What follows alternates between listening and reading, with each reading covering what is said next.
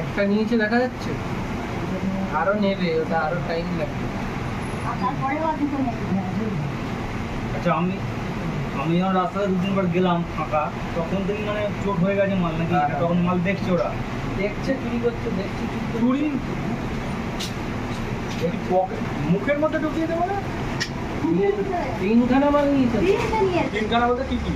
একটা লেডিস আংটি, একটা জেন্টস আংটি আর একটা লকেট। তা তো অনেক ওয়েটের নিয়েছে। প্রায় 5 গ্রাম সব মিলিয়ে। এখন কথা হচ্ছে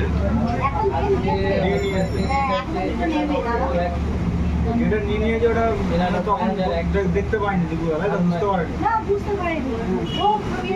দেখি মুখে